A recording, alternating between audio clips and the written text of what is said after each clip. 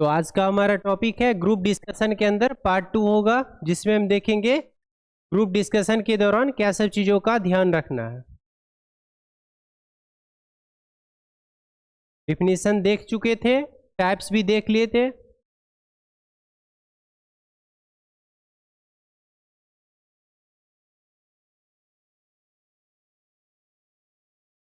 Guidance to conduct a group discussion, क्या सब guidelines है। ठीक है, कंडक्ट करें ग्रुप डिस्कशन कंडक्ट करने से पहले क्या सब चीज़ों का ध्यान रखना है। फर्स्ट है इसमें need adequate and effective planning of topic of discussion, objectives and environment. क्या है, पर्याप्त मात्रा में, जैसे कोई भी टॉपिक है तो उसके बारे में क्या करेंगे, पर्याप्त मात्रा में पहले से समझ लेंगे। इस टॉपिक देने से क्या साइड इफेक्ट्स आएगा, ऐसा तो नहीं पूरा लड़ाई झगड़ा वाला टॉपिक हो जाएगा। तो मुद्दा भी वैसा चुन के देना है जिससे किसी को ठेस ना पहुंचे, वो सब चीज़ भी देखना है। और उसका क्या ऑब्जेक्टिव्स आएगा, यह टॉपिक इफेक्टिव रहेगा या नहीं रहेगा, वो चीज़ देखना है। फिर इन्वायरमेंट, ऐसा तो नहीं हम ऐसा टॉपिक दे दिए, मानो हिंदी मुस्लिम टॉपिक दे दिए तो हो सकता है माहौल बिगड़ जाए, तो ऐसा भी टॉपिक नहीं देना है। इस सब चीज़ के लिए एडिक्वेट एंड इफेक्टिव प्लानिंग पहले से करना है, डिस्कशन से पहले। फिर है time and motivation must be provided for preparation of topic, इसके लिए टाइम भी चाहिए और मोटिवेशन भी चाहिए।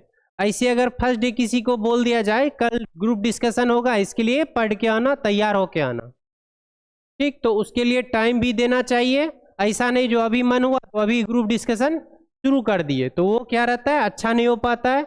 और मोटिवेशन, मोटिवेशन क्या, ग्रुप डिस्कशन के फायदे बताएंगे, क्या सब उद्देश्य है, ठीक, तो उससे क्या होगा, मोटिवेशन मिलेगा ग्रुप डिस्कशन करने का। फिर leaders and members of group should be aware of their responsibility during discussion, जिस समय डिस्कशन हो रहा है तो उसका कोई लीडर होगा, ठीक है, और जो डिस्कस कर रहे हैं वो सब मेंबर हो गए, ठीक। ग्रुप मेंबर सबका अपना अपना क्या है, अपना रिस्पॉन्सिबिलिटी है, ठीक। ऐसा नहीं जो खुद में कोई बकझक कर ले तो वो भी दिक्कत का बात है। तो लीडर को भी और मेंबर को भी अपना रिस्पॉन्सिबिलिटी पता होना चाहिए और फॉलो करना चाहिए ड्यूरिंग डिस्कशन। फिर है टीचर शुड ओपन डिस्कशन, अगर क्लासरूम में डिस्कशन हो रहा है, open discussion session with brief introduction of topic and objectives. अगर क्लासरूम का कोई डिस्कशन होगा तो पहले ही उसके बारे में ब्रीफ में जानकारी दिया जाना चाहिए टीचर के द्वारा। ओपन डिस्कशन सेशन रखा जाएगा, टॉपिक अच्छा होगा और उसके क्या सब लाभ मिलेंगे उस ग्रुप डिस्कशन के, तो ये सब चीज़ पहले से ही बता देना चाहिए, जिससे कि मोटिवेशन मिलेगा और बच्चे उसमें ज़्यादातर भाग लेंगे ग्रुप डिस्कशन करने में। फिर सेम पॉइंट है उसी का है, students are facilitated to express their ideas, student को फैसिलिटी देना चाहिए जो अपने आइडिया को बाहर लाए ग्रुप डिस्कशन के थ्रू। अगर ग्रुप डिस्कशन नहीं होगा तो किस मुद्दे पे किस बच्चे का क्या राय है, क्या विचार है, वो बाहर नहीं आ पाएगा।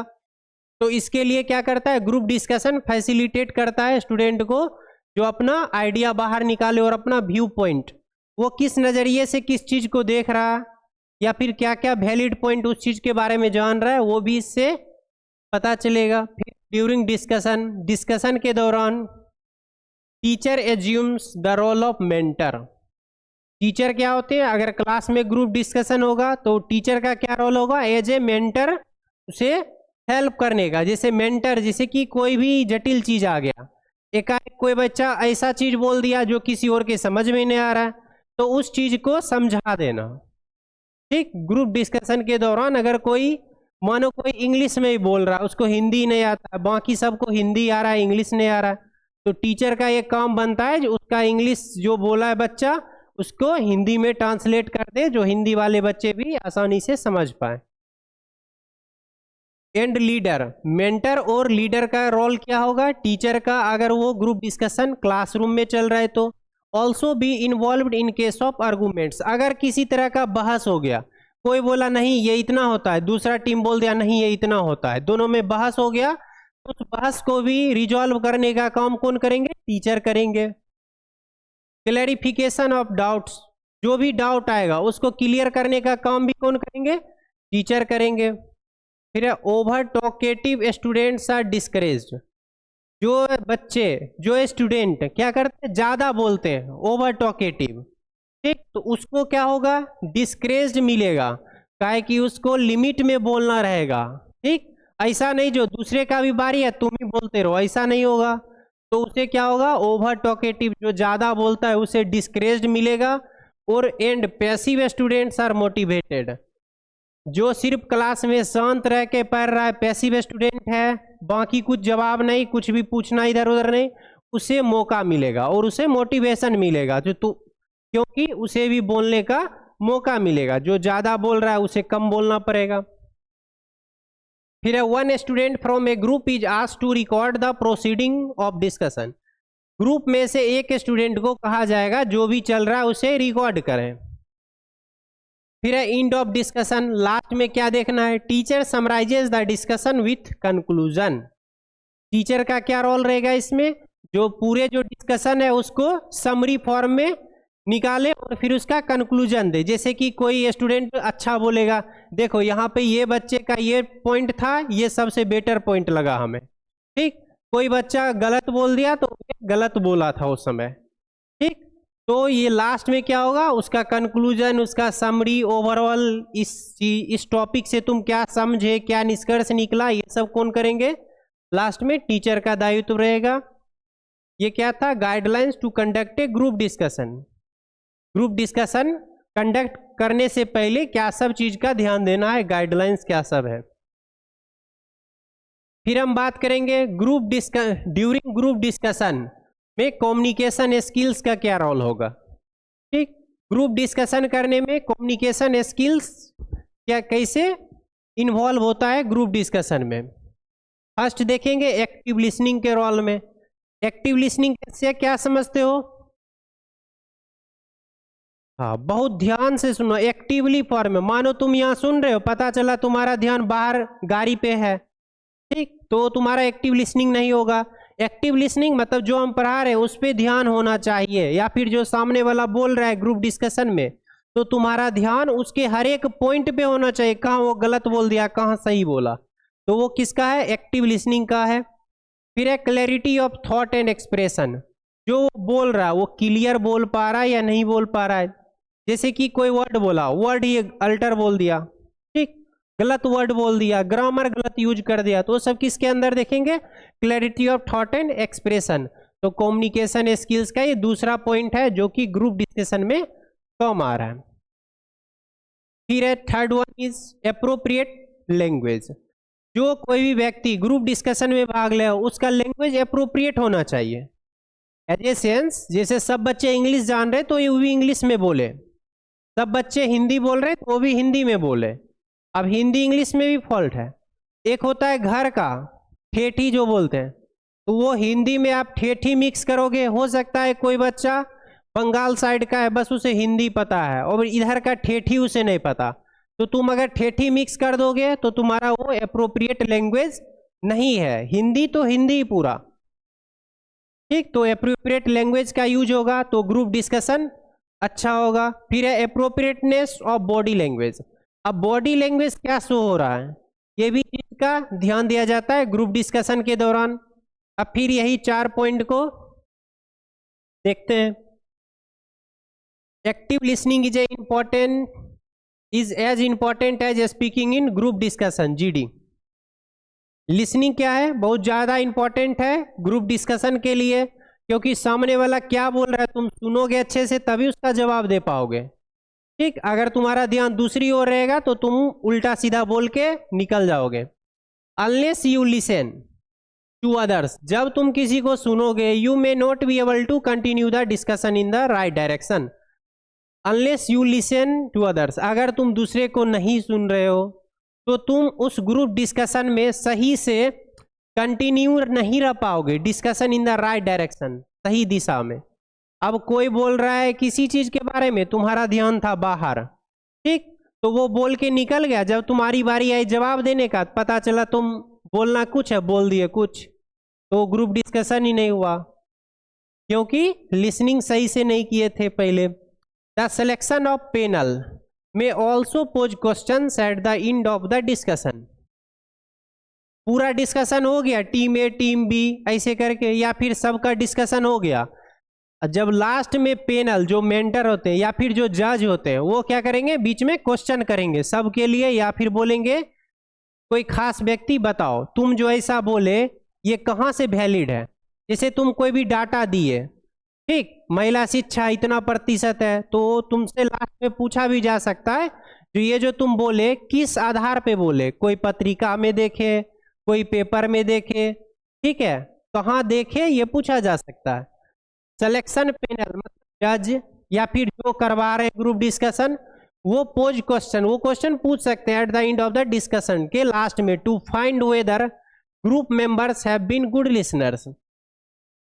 और क्या पूछा जा सकता है, जो ग्रुप में जो पॉइंट का बहस हो चुका है उस पॉइंट के बारे में जो जज होंगे या पैनल मेंबर होंगे वो किसी से भी पूछ सकते हैं, चलो इसने उस समय ये बोला था, ठीक, इसका मतलब तुम क्या समझ रहे हो, या फिर इस पॉइंट का जिक्र कौन किया था। तो जो सुनेगा ध्यान से वही ना बता पाएगा, नहीं इस पॉइंट का जिक्र रवि किया या फिर जो जिसका जो नाम हो वो किया। तो पैनल मेंबर का लास्ट में क्वेश्चन पूछने का अधिकार रहता है, जिससे कि पता चलता है व्यक्ति एक्टिव लिसनिंग में है या नहीं है। फिर है clarity of expression, panels perception of A candidates personality. Panel क्या है, पैनल अपने नजरिए से कैंडिडेट के पर्सनालिटी को, बिहेवियर को देखते हुए एंड हीज या her influence and convince others greatly on using the right tone voice expression. Panel member क्या करता है, हर एक व्यक्ति का, हर एक मेंबर का क्या देखेगा, राइट टोन वॉइस एक्सप्रेशन, सही टोन है या नहीं है, कहाँ पे वो लड़ाई वाला तो बात नहीं बोल दिया या फिर लड़ाई वाला टोन तो नहीं ला लिया, यहाँ पे डिस्कस हो रहा है तो, और फिर वॉइस कैसा है, ऊंची आवाज में बोल रहा है, एक्सप्रेशन क्या दे रहा है, ठीक। तो ये सब चीज का ध्यान पैनल क्या करता है, परसेप्शन करते रहता है। परसेप्शन का मतलब है तुम अपने 5 सेंसेस से, ठीक, 5 सेंस ऑर्गन है उससे तुम क्या आगे वाले को फील कर पा रहे हो, देखने में आगे वाला अदर एक्टिविटी करेगा दिख जाएगा, ठीक, कुछ ऐसा करेगा तो अपना 5 सेंस से क्या आगे वाला कर रहा है, उसमें राइट टोन वॉइस और एक्सप्रेशन को देखा जाता है पैनल के द्वारा या फिर जज के द्वारा। It is not sufficient to have ideas, it should be expressed effectively. It is not sufficient to have ideas, ये क्या है, पर्याप्त नहीं है आइडिया के लिए किसी भी, it should be expressed effectively, और इसे प्रभावी रूप से व्यक्त करना चाहिए। जैसे कोई व्यक्ति लैंग्वेज जो बोल रहा है, क्लैरिटी ऑफ एक्सप्रेशन, जैसे कोई लैंग्वेज बोल रहा है, बताए ना, हिंदी जो समझ रहा है उसे हिंदी में बोलना चाहिए। अब बीच में कोई घर का लैंग्वेज शुरू कर देगा ठेठी वाला तो सामने वाला नहीं समझेगा, तो इस सब चीज का ध्यान कौन रखेगा, पैनल, और वो बाद में उसका फॉल्ट निकालेगा, तुम जो उस समय बोले वो गलत था, ऐसा नहीं बोलना था तुम्हें, या अगर ये चीज ज्यादा जिक्र हो गया तो बीच में भी बोल सकता है, वो उसका रोल होता है। फिर है फ्लुएंसी ऑफ स्पीच, कितना रफ्तार से बोला जा रहा है, and good delivery expected in GD, और वो कितने अच्छे से अपनी मतलब आगे वाले का सुनकर फिर जवाब दे रहा है, डिलीवर कर रहा है अपनी बातों को, वो चीज का ध्यान दिया जाता है क्लैरिटी ऑफ एक्सप्रेशन में। फिर है jargons and artificial accent. Jargons क्या होता है, जैसे कि कोई भी व्यक्ति क्या होता है अपनी खास भाषा में बोल दिया, जैसे कोई बंगाल का है तो बंगाली में कुछ बोल दिया तो हिंदी वाले को क्या ही पता चलेगा, ठीक है। कोई महाराष्ट्र का है तो वो अपने इधर के भाषा में कुछ बोल दिया तो वो ग्रुप डिस्कशन में वैलिड नहीं होता है, ठीक। उससे क्या होगा, क्लैरिटी ऑफ एक्सप्रेशन प्रभावित हो गया उसका। फिर आर्टिफिशियल एसेंट। आर्टिफिशियल एसेंट का मतलब तुम ये समझो जो तुम बना के कुछ बोल दिए, जैसे आवाज बदल के कुछ बोल देना होता है तो ऐसा तुम बोल दिए तो वो भी क्या होगा, क्लैरिटी ऑफ एक्सप्रेशन में नहीं, ठीक है। To be avoided in group discussion, क्या बोला गया, जो तुम्हारा घरेलू लैंग्वेज है बंगाली पंजाबी, वहाँ का जो खास भाषा है जो पूरे देश में वैलिड नहीं है, जो तुम्हारे ग्रुप में वैलिड नहीं है, उसका यूज नहीं करना है। और बनावटी भाषा, जैसे कि तुम लोग जैसे कि यूज कर रहे हो किसी भी चीज का शॉर्ट फॉर्म अप्लाई कर दिए, डॉक्यूमेंट वेरिफिकेशन का डी भी, मानो ये सिर्फ तुम ही लोग यूज कर रहे हो, बाकी दुनिया को नहीं पता है, वो तुम नहीं यूज करोगे, अवॉइडेड इन ग्रुप डिस्कशन। मानो तुम्हारे साथ जो कर रहे हैं ग्रुप डिस्कस, सबको अगर वो चीज पता है तभी तुम उसे यूज करोगे, नहीं तो नहीं करोगे। फिर है एप्रोप्रिएट लैंग्वेज, तुम जो बोल रहे हो, तुम जो भाषा यूज कर रहे हो वो एप्रोप्रिएट होना चाहिए। Your language should be accurate, तुम्हारा लैंग्वेज क्या होना चाहिए, एक्यूरेट होना चाहिए, स्पष्ट होना चाहिए। Free from grammatical errors, grammar का कोई, व्याकरण का कोई भी दिक्कत उसमें नहीं होना चाहिए। Also it should B direct, और वो डायरेक्ट होना चाहिए। दो स्पीच पढ़ते हो ना, डायरेक्ट और इनडायरेक्ट, तो डायरेक्ट बोल रहे हो, डायरेक्ट होना चाहिए। ऐसा नहीं तुम इनडायरेक्टली करके तब सेंटेंस को बोलोगे तो समझने वाला को भी ऐसे घुमा के सोचना पड़ता है। ठीक, तो इस चीज का ध्यान रखना है। वहां पे क्लियर एंड प्रिसाइज, क्लियर बोलो, जो बोलना है स्पष्ट बोलो। एक होता है लास्ट में क्या, जो थोड़ा घर्षण टाइप का बोल देना, तो ऐसा नहीं बोलना है, जो बोलना है क्लियर बोलना है। और प्रिसाइज, छोटे में बोल, जो बोलना है अपना लिमिट में बोलो, या फिर स्पष्ट करके बोलो। फिर है you should use simple and definite language, जो सिंपल आसान लैंग्वेज है, और डेफिनिट जो खास लैंग्वेज है, जो चल रहा है लैंग्वेज, वही यूज करना है। Use of long winding sentences should be avoided, बहुत लंबा चौड़ा घुमा के तब पॉइंट पे लाने वाले सेंटेंस को अवॉइड किया जाता है। ठीक है। फिर है डू नॉट यूज जार्गन्स, जार्गोन्स, जार्गोन्स का बता ही दिए, जो अपना रीजनल लैंग्वेज है, जैसे बिहार का, बंगाल का, महाराष्ट्र का, तो वो यहाँ पे यूज नहीं करना है। विच नाइदर योर ग्रुप अंडरस्टैंड, क्या हो, कभी नहीं तुम्हारा ग्रुप वो समझ पाएगा। फिर लास्ट है आज के क्लास का एप्रोप्रिएट बॉडी लैंग्वेज। ठीक, अब जो पहला क्या देखे थे, क्या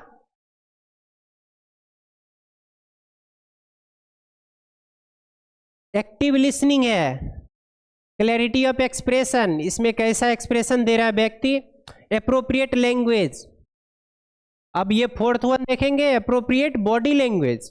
अब वो बोल तो ठीक रहा पर वो बॉडी एक्सप्रेशन क्या दे रहा, ठीक, तो इस चीज का भी ध्यान देना है। और ये क्या है, your score at a group discussion depends not only your verbal communication. ठीक, तुम क्या कर रहे हो नॉन वर्बल में, वो भी तुम्हारा देखा जाएगा। कोई व्यक्ति है जो ऐसे ऐसे बीच बीच में कर रहा है, तो ये सब फालतू चीज है ग्रुप डिस्कशन में, तो ये क्या हो जाएगा, वो उसका माइनस में जोड़ा जाएगा। Your score at a group discussion depends not only your verbal communication, सिर्फ बोल जो रहे हो या वर्ड यूज कर रहे हो उस पर डिपेंड नहीं करेगा, वो तुम्हारे बॉडी लैंग्वेज पे भी डिपेंड करेगा। गेस्चर पोस्चर तुम क्या दे रहे हो उस पर भी डिपेंड करेगा। Skills, but also on verbal skills, क्या है स्कोर किस पे, but also on verbal skills, skills पे भी डिपेंड करेगा और वर्बल स्किल्स पे भी। जैसे कोई ग्रामर ही बोल रहा है, जहां पे इज लगना था वहां आर लगा रहा है, तो वो सब क्या है डिफॉल्ट में जोड़ा जाएगा, उसका स्कोर कम होगा। Your gestures can mannerism are likely to reflect, जो गेस्चर्स, गेस्चर्स बता चुके हैं, ठीक है, फेशियल एक्सप्रेशन को गेस्चर्स बोलते हैं। और पोस्चर किसे बोलते हैं, जो बॉडी का हैंड का मूवमेंट होगा वो सब पोस्चर में आएगा। तो your gestures and mannerism, mannerism, फिर है यहाँ पे बॉडी लैंग्वेज में गेस्चर्स का ध्यान देना है, क्या बोल रहा है और गेस्चर कैसा कर रहा है, तो इस सब चीज का ध्यान देना है। ठीक, या फिर बोलते बोलते किसी एक खास को टारगेट करके वो बोल दिया या फिर इशारा कर दिया और वो जज देख लेगा तो फिर डिफॉल्ट बात हो गया। एंड मैनरिज्म, मैनरिज्म का मतलब कहाँ पे कौन सा वर्ड यूज कर रहा है लोग, ठीक, शब्दकोश टाइप का। Are likely to reflect your attitude, जैसे कि हर जगह का तुम शब्द देखोगे, जैसे तुम समझ पा रहे हो, जैसे अच्छा क्या होता है, एक होता है गुड, बेटर, बेस्ट, कहाँ पे गुड लगेगा, कहाँ पे बेटर लगेगा, कहाँ पे बेस्ट लगेगा, ये तुम्हें पता होना चाहिए। ठीक, तो कहाँ पे तुम कौन सा वर्ड यूज कर रहे हो, वो मैनरिज्म है, क्या तुम मैनर दिखा रहे हो वहां पे। Are likely to reflect your attitude, ये तुम्हारे एटीट्यूड को दिखाता है। ठीक, देन व्हाट यू से, तुम क्या कर रहे हो वो तुम्हारे एटीट्यूड को दिखाता है। जैसे कि एक होता है भाई वाला लैंग्वेज, पूरी टाइप का बोल देगा तो उसके क्या होगा, दिक्कत करेगा उसके ग्रुप डिस्कशन के स्कोर में। तो ये सब चीज का ध्यान देना है। आज का क्लास इतना था कि कल का क्लास होगा गुड ग्रुप डिस्कशन से नेक्स्ट क्लास में देखेंगे।